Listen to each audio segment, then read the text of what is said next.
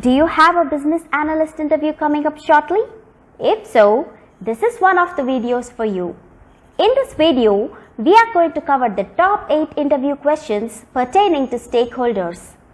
Identifying and engaging stakeholders is the vital part for the project's success and one of the key activities for a business analyst, and hence, interviewer would be keen to know the list of stakeholders you have interacted with, how you identified them, and also the challenges you faced while interacting with them. We are going to cover these questions in this video, so stay tuned. If you have not already subscribed, please go ahead and click on the subscribe button and the bell icon so that you are notified when we post a new video, and we post regularly on business analysis interview prep skills and techniques. Okay, we have got a lot to cover. So let's get started. As always, we will use a simple case study which will make the concepts easy to grasp. Rahul is a BA working with a client running a restaurant called Vegan Gardens. The client is looking for a mobile app which will allow their customers to book a table. Let us use this simple case study and see who the stakeholders for this project are, how to identify them, and the challenges faced while interacting with them.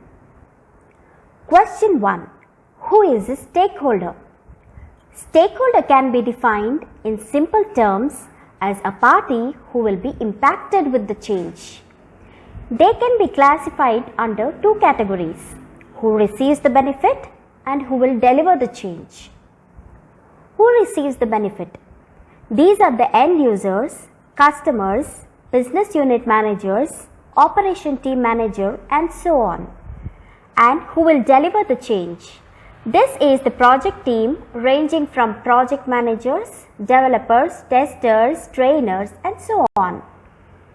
Moving on to question number 2. Who are the list of stakeholders you have worked with?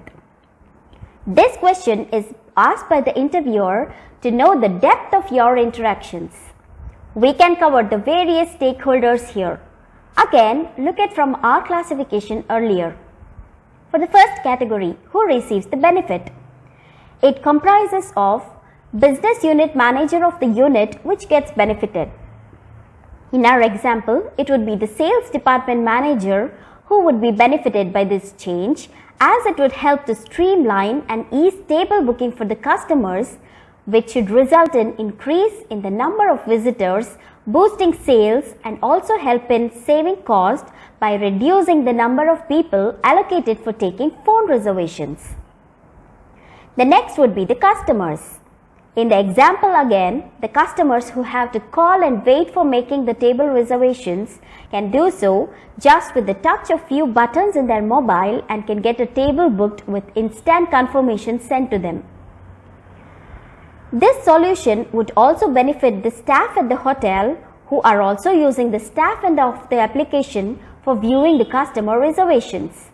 All the manual tasks for checking the availability and making the list of reservations for the given day have all been automated, and this results in increased staff efficiency. Subject matter expert. They are usually part of the business unit operations team who have been working on the current system and process for a considerable amount of time and are usually experts and can provide guidance on the current state and also help to identify problems and provide recommendations on the target state. The last category is regulators. They are regulating body who ensure compliance. In our example, they may not be appropriate, but just wanted to list as they are also a key stakeholder. So, as part of the requirement gathering sessions, the above stakeholders are your key people you need to engage and gather the requirements, as you would be working to satisfy their needs and objectives. Coming to the next category, who delivers the change? This includes the business sponsor who is responsible for funding and delivering the change and is your key stakeholder to engage when you are stuck or you need guidance, and also sponsor would help in identifying the stakeholders. Next, we have the support business units like legal and marketing units. They will also provide further guidance on shaping the change to ensure we are covered from all the angles. The rest of the people are what is generally termed as the project team. Project managers can be one or more based on the scale of the project. They ensure the project gets delivered as per the deadline and are responsible for the plan. Then we have the developers and testers to develop and test the software in accordance with the functional requirements. Lastly, the trainer who is responsible for training the staff with a new system. In our example, trainer can be a senior person in the staff who would be responsible for training the staff with navigation and working of the new system and also creation of standard operating procedures. BA works with them by providing working screenshots of the system and also help to draft the standard operating procedures. This covers more or less the list of stakeholders, and when you are explaining, you can use your project examples and go over. Question number 3. How do you identify stakeholders? This is another commonly asked question. The interviewer would ask, once you join the project, what would be your approach for identifying the stakeholders? Listed below are a few techniques. First one, contacting business sponsor. You can get a list of stakeholders by contacting the business sponsor. You can also check with the project manager who would be able to help you with the stakeholder list. Second one, organization charts. You can use the organization charts of the impacted business unit to identify the stakeholder list. Third one, process models. In complex environment where the process is handled by multiple teams, if you can look at the process models, it would help to identify the impacted teams. Fourth one, document analysis. If you look at the existing documents of your organization, you can get the stakeholder list from there. Fifth one, also when you are meeting the identified stakeholders, they will also provide some names during the discussion, and that is another source of getting the impacted stakeholders. In our case study, since it is a small team of people, the business sponsor in our example would be the owner of the restaurant chain who would be able to provide the names of the managers from sales and operations teams, and also based on the discussion with them, we can get additional names. Moving on to question 4. What would happen if you miss a key stakeholder? The interviewer might ask, since there are a lot of stakeholders in a complex program and missing one of you is possible, and what do you think will happen if we miss? Again, it's a good question which emphasizes on the stakeholder management. The answer is, the solution which we are developing may not go live until the requirement of the missing stakeholder is taken care of, causing delays, and it may also result in development and testing rework, as it may have an impact on the existing functionalities. Let us take an example from our case study. What if we did not engage the operations team on the ground who is involved in seating of the customers? Their requirement could have been to have a screen which shows the list of reservations for the given day and the allocated table numbers. In case this is not built, even though everything is ready from a customer perspective, we still cannot go live with the solution until this is built. This would result in developing the screen near to the go live, causing delays and reworks. Hence, it is very important to identify all the impacted stakeholders at the beginning phase of the project. Question number 5. What is a RACI matrix? RACI matrix stands for responsible, accountable, consulted, and informed.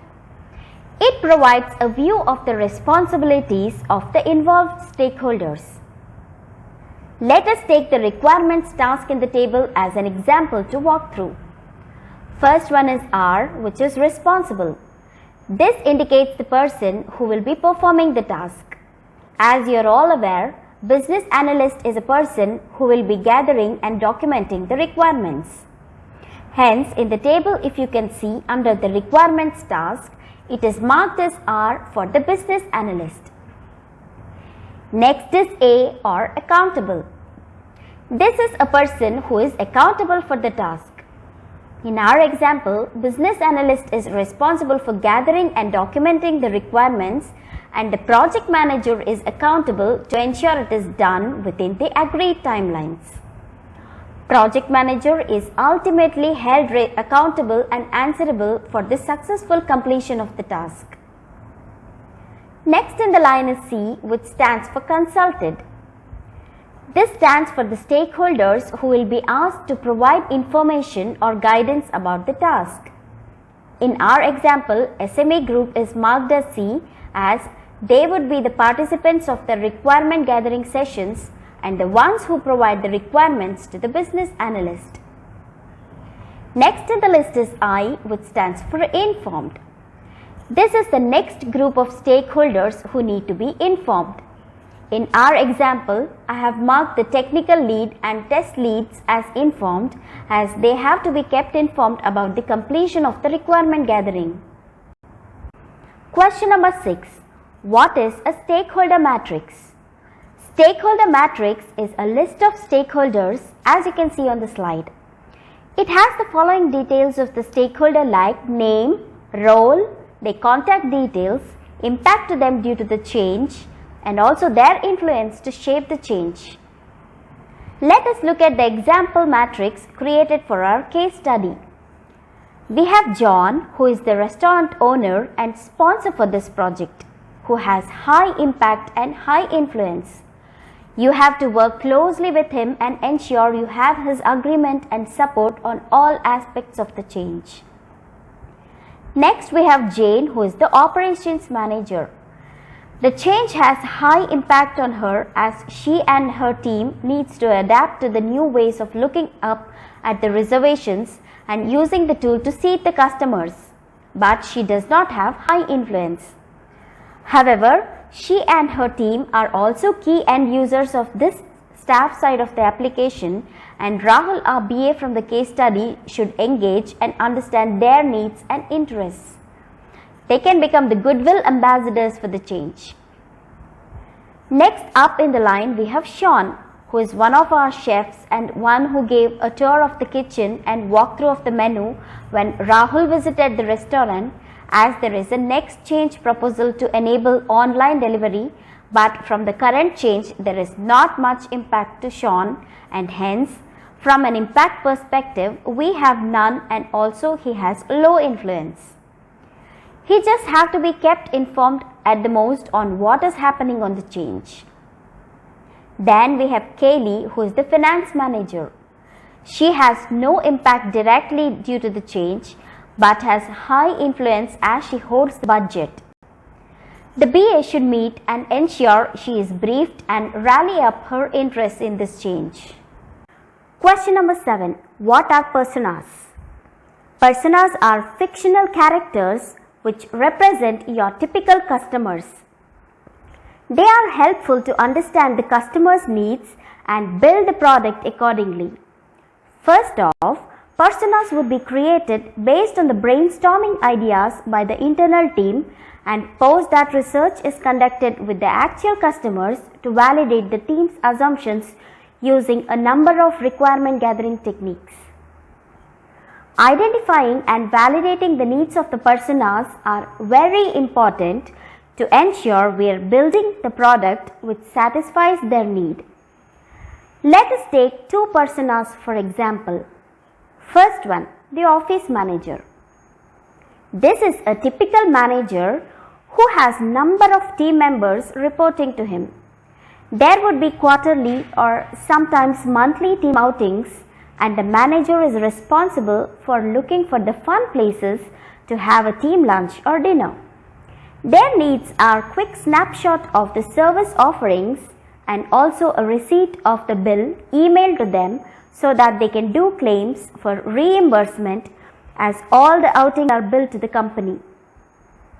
Second one is the family man who wants to book on the weekends for a brunch, lunch or a dinner.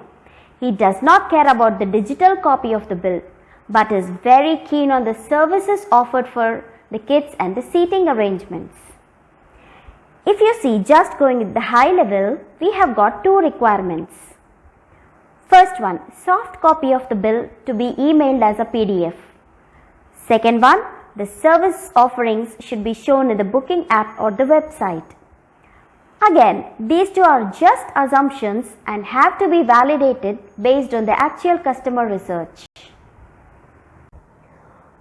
Moving to the last question in the series, question number 8. Tell me about a time when you managed a difficult stakeholder. This is a very common question and I have just listed two of the common scenarios. I bet you would have faced one of these in your project you have worked on. The first one is the conflicting stakeholders. This is very commonly faced where the key stakeholders are not agreeing with a decision or an approach, and without their agreement, we cannot move forward. One of the things which works in this scenario is meeting them separately and identifying their concerns and work on mitigating the same.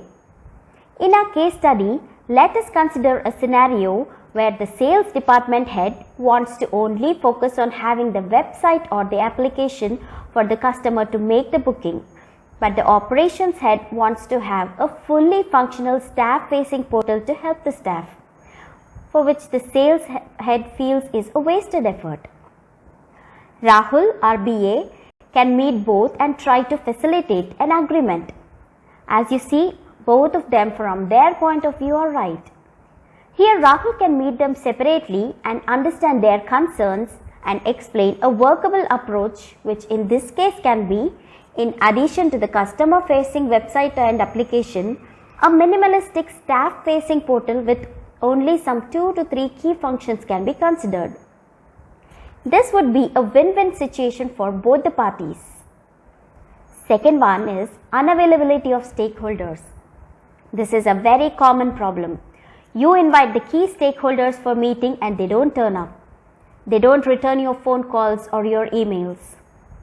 There are two approaches for working through this situation. The first one can be in the communication to the stakeholder, whether it is an email or a voicemail. You can explain the importance of the project and the impact and the benefit the change will have on their department. This usually works by getting their attention. Second one can be approaching to connect you with their deputy or any other team member who can help if they are busy at the moment. This is a common issue when dealing with senior stakeholders, and the above two approaches work like charm. Use your project experience and see if you can link them to these two categories while answering. Did you enjoy the video? If so, please go ahead and subscribe to our channel if you have not already done so. Also, click on the like button to show your support and also help us to share this video with your friends who may find this useful. See you in the next video.